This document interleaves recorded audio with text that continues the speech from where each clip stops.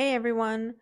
Um, Today I want to talk to you about a concept that is kind of confusing. It's a general concept that you are not your mind and you are not. A lot of people either get confused by this or literally resist it. And they're like, are you saying that I'm crazy? Are you saying there's a voice in my head? Are you like, am I delusional? And it's nothing on that level. It's just a misunderstanding of who you are and a misplacement of your awareness, and therefore a scattering or wasting of your energy and of your vital life force. So, I want to give you the general concept that the world is surrounded by thoughts, right? Ooh, this is a huge marker. Okay. Let's just say thoughts are everywhere. Just think of them as floating dust. Like, when you look through a beam of sunlight, you see a bunch of dust just floating in the air. It's always been there, no idea where it came from. It's not really going anywhere, it's just floating. So, the ether, the universe, just thoughts floating around. And they're different sizes and they're different shapes, and they're just thoughts. And these thoughts are looking for energy. They're looking for a home. They're looking for somebody to pay attention to them. Now what happens is that you notice these thoughts over and over, right? You say, "Hey, a thought about, I don't know, my favorite dessert, or a thought about the economy, or a thought about a certain social situation that really, really bothers me." And you start to notice certain thoughts more often, and these become familiar to you. And here's the thing, there are a million thoughts everywhere, but why are you noticing certain ones? Think of it this way, right? Imagine that your mind, let's try this. Imagine that your mind is a conveyor belt. So it's, a conveyor belt, like the thing that brings you sushi, right? Um, and the conveyor belt is constantly flowing in front of your eyes, and it's constantly feeding you thoughts. So it's bringing you, here's a thought. What do you think about this thought? Here's another thought. And then there might be a gap, and there's another thought and another thought. And as you start to pay attention to this, the mind, which is sort of like the YouTube algorithm, when you start to pay attention to a certain type of video, it brings you more videos that are the same because it assumes you like it. The mind is going to start bringing you more and more thoughts. So as you grow up and you get older and you get more interested in life and the world and stuff, the mind brings you more thoughts, more thoughts, more thoughts, more thoughts, more thoughts, more thoughts, more thoughts, bigger thoughts, scary thoughts, sort of your favorite thoughts. And all of a sudden, there's just thinking, thinking, thinking. And you're not really sure, how come the thinking doesn't really stop? Where's the thinking coming from? You don't really have time to even ask that question because you're just like thought, think it, thought, think it, thought, think it. And you just think it, think it, think it, think it. And each one of these thoughts generates an emotion or a reaction or a feeling, a response. I like this, I hate this, I love this, this is unfair. Why is this happening? Oh my God, I'm so angry. Over and over and over and over. And boom, boom, boom. And it's just nonstop. But when you start to go through the spiritual awakening process, first of all, you realize that there are thoughts.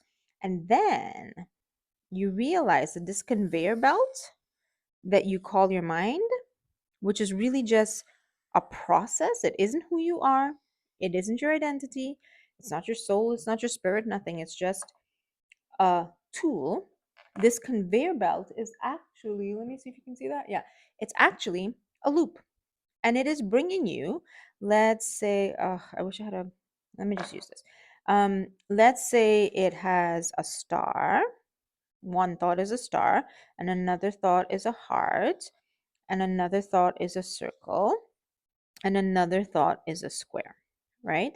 You're going to realize when you start to watch these thoughts and the resulting emotions and energy drain that comes from it, that, oh, wait a minute, I suspect I see a pattern here.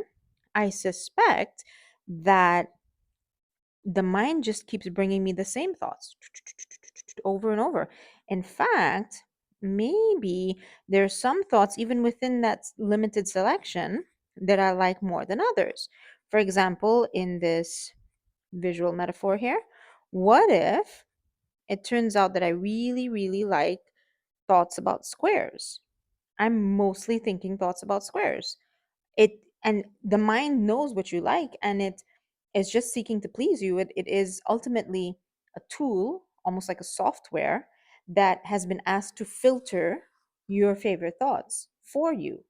It's been asked to go through this maze of all kinds of stuff out there, and to bring you the selected thoughts that you want. So it's just doing its job. And the more you give attention, the more you reward the mind by putting your attention on a certain thought, the more the mind is going to bring that thought. And after a while, you might find that, maybe there's a social issue, maybe there's a sense of injustice, maybe there's a resentment, maybe there's a fear and anxiety, a trauma that happened in the past that causes you to keep focusing on the same thought. It's not so much that you're focusing on it, it's that because you focus so much on it, your mind said, oh, you must really want more of these.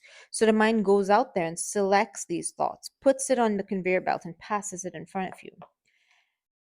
What I'm here, because I've done other videos to explain this before, what I'm here to distinguish for you is not that.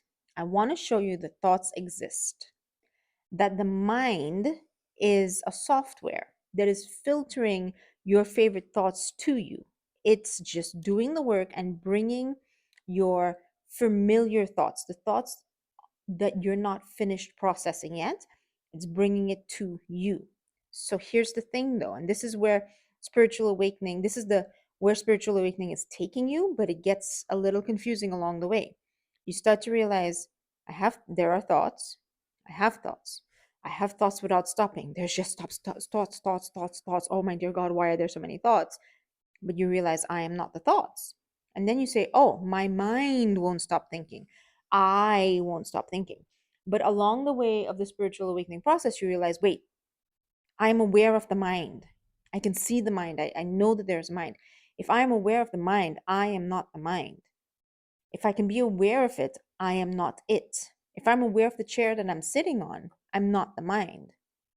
If I'm aware of anything, of the table in front of me, then I'm not the table.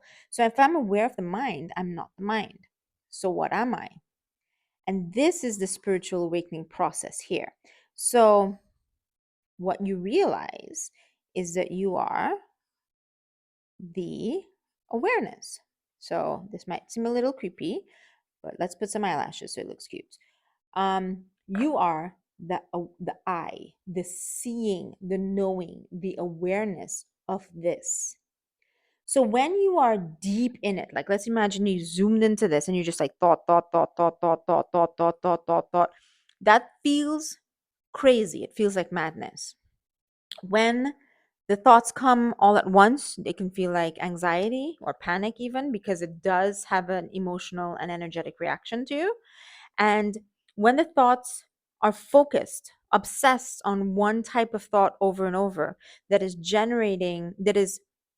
tapping into an unhealed emotion and generating more of that emotion that is unpleasant to you, then it starts to feel like depression, right? So when you're zoomed in here with no awareness, which is what we call unconsciousness, when you're living unconsciously, there is depression, there is anxiety, there's all of these problems. But as you start the spiritual awakening, you zoom out and you see the thoughts, and you're quite honestly freaked out by how many of them there are. And then you see the mind, and then you say, oh, the mind must be, I am the mind, and my mind, I am not well, I suffer from. And then you fill in the blank with an appropriate mental condition, and you believe that you have the condition. But the spiritual awakening process does not stop. And eventually you realize that you are the awareness. You are the consciousness, the soul, the spirit that is aware of this. And what you'll realize now, um, a bunch of things, but you'll realize that you this awareness is a part of spirit. I've done look up the other videos that I have that with diagrams in them, and you'll see that you are channeling the life force of the universe, right? So, God, source, light, the I am, the creative force of the universe is flowing through you. You are a point, um, like a prism of light. You're a point through which the universe's consciousness, the universe's energy, moving consciousness, is coming into the world. And this energy goes where the awareness goes. So if you are paying attention to every single thought, what I did yesterday, what I did tomorrow, I'm so sorry about it, I'm so embarrassed about it, I'm so worried about that, what about this, what about that, oh no, I hate this guy, what about the president, oh my God, oh my God. Then you are draining this life force. One, because the life force is scattered, it's going in a million different places. And two, you are giving energy to these thoughts. So now these little things here that were just floating specks of light become infused with the creative force of life, and they take form and they come into your world and they start to be real things. They turn into emotions, then they turn into illnesses, then they turn into nightmares, they turn into situations, people, problems, dilemmas, whatever. But they take on form because you have given them the light that you carry. Okay, so we know this. I have explained this in a few different ways. What I want to say today is what you give your awareness to is what becomes your reality.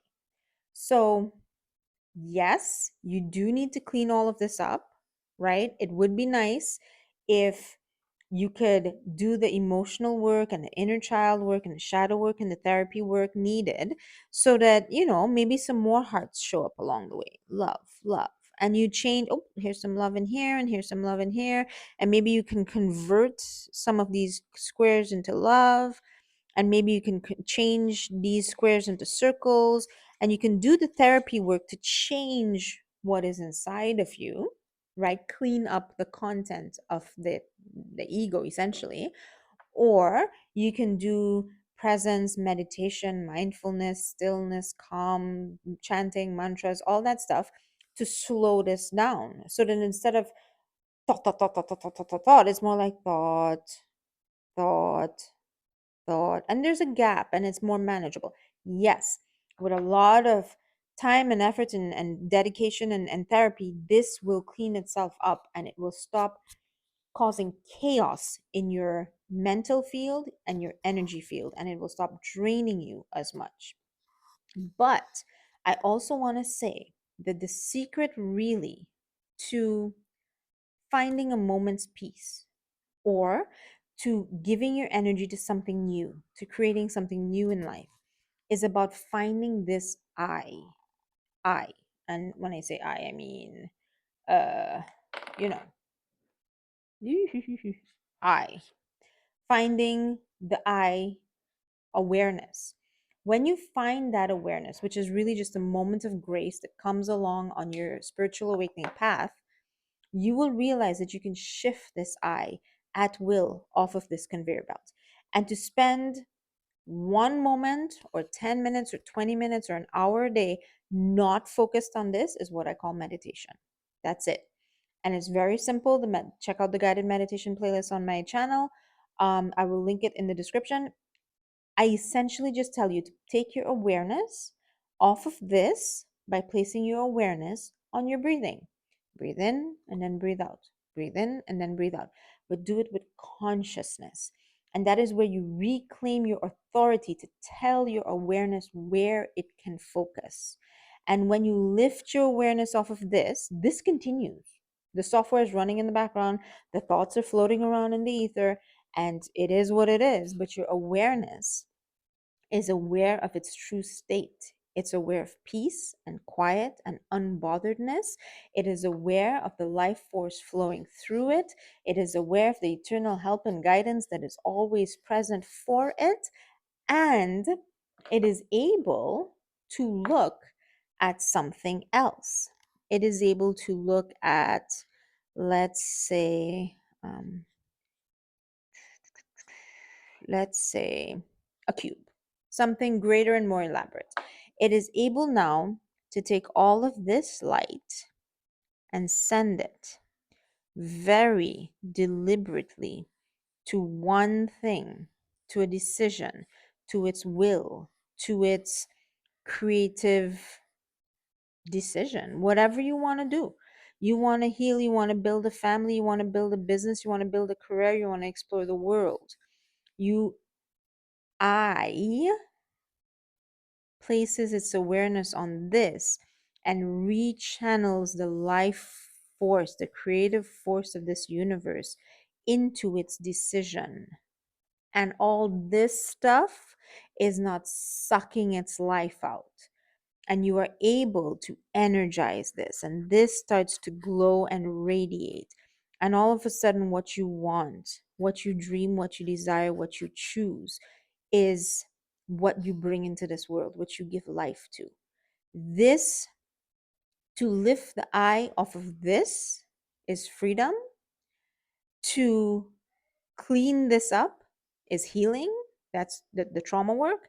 And to focus the eye on this is manifestation. That's how you create a new world. Lifting the eye makes you realize the truth of who you are. Cleaning this up is how you heal the past, change the old you, and focusing here is how you create the future and create the new you. I hope this is making sense. The intention behind this was to explain or to clarify the concept: I am not the mind, I am not the thoughts, I am the I. I am the I am. I am the awareness. I am the I am.